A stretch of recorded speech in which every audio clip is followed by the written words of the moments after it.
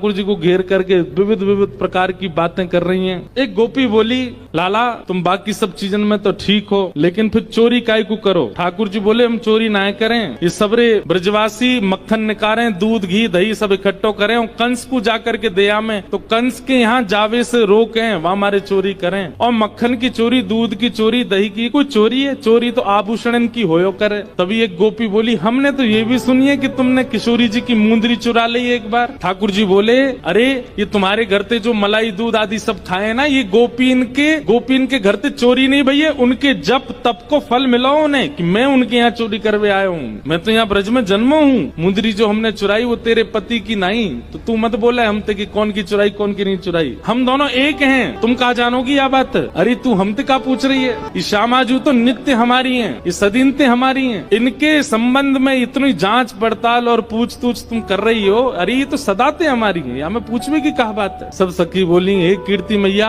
जमाई तुम्हारो सर्वगुण संपन्न है, बोलवे में हूँ आगे, उछलवे में हूँ आगे, चोरी में हूँ आगे, सब चीजन में निपुण है। इतनी देर से बात बना रहे, कभी मनसुखा कछु के, कभी गोपी सब कछु के हैं। सब गोपियां बोली, भैया देखो ये मेल बन नहीं रहे हो ब्याह को। बोले क्यों ना बनो? बोले बात यहीं आके अटक रही है कि लाला तुम्हारो कारो है, हमारी किशोरी जी गोरी है। अब ये सबरी ज्यादा ही कारो कारो करन लगी, तो मनसुखा ने पकड़े ठाकुर जी के हाथ, बोले चल लाला, ऐसी जगह हमें ब्याह ना करना जहाँ पे हमारी न को लाज नहीं है, न को हमारी इज्जत नहीं है। ठाकुर जी जैसे ही जान लगे मनसुखा के संग, इतने में ही सब गोपी दौड़ के गई और भीतर से किशोरी जी को लेकर के आई।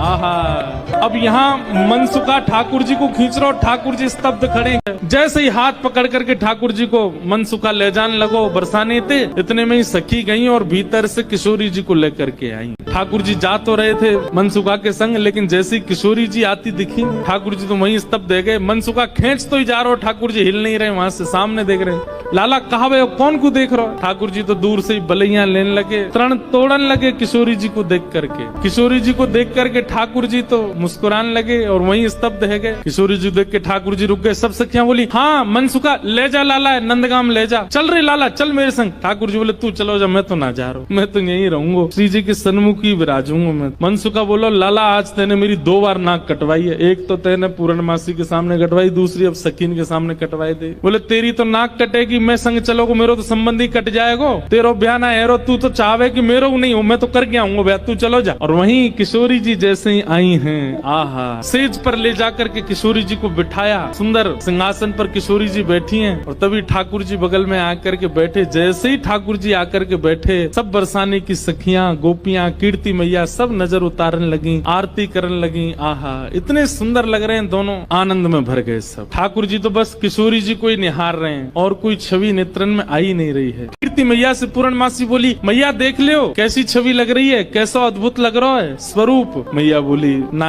मैं तो मनी वैसे ही चिंता कर रही, वास्तव में ऐसा लग रहा हो कि जैसे मानो हमारी लाली और ये लाला दोनों एक दूसरे के काजे ही बने हैं, दोनों की छवि एक दूसरे के काजे ही प्रकट भई है। आहा, ठाकुर जी के बगल में बैठती किशोरी जी कैसी लग रही है, मानो जैसे किशोरी जी तो कोई स्वर्ण की अंगूठी है और वह स्वर्ण की अंगूठी में नील मणि श्री कृष्ण लगे हुए। दर्शन करके सब सखियां, सब बरसाने की गोपियां निहाल हो गए। सब कहने लगी, मैया अब तो तुम मुहूर्त मत न करवाओ, अब तो तुम कोई की प्रतीक्षा मत करो, ब्याह कर ही दो, आज लाला सही हाथ पड़ गयो आगे। कीर्ति मैया मनी मन विचार कर रही, बोले विवाह तो मन में तो है ही चुको है, मन में तो सबके भामर पड़ गई है ठाकुर जी की और किशोरी जी की। ठाकुर जी से सब लोग बोलने लगे, बोले देखो रूप में सुंदर है वे ते काम नहीं बनेगो, हमारी श्री जी के समान गुण है कि नहीं तुम्हारे अंदर? मनसुखा बोलो देख लो, जो कहोगे हमारो लाला करके दिखाई देगो, सब करवे में निपुण है हमारो लाला। मनसुखा कहने लगा, लाला वंशी बजाए के दिखा दे इन लोगों। ठाकुर जी ने जैसे ही वेणुनाद अपने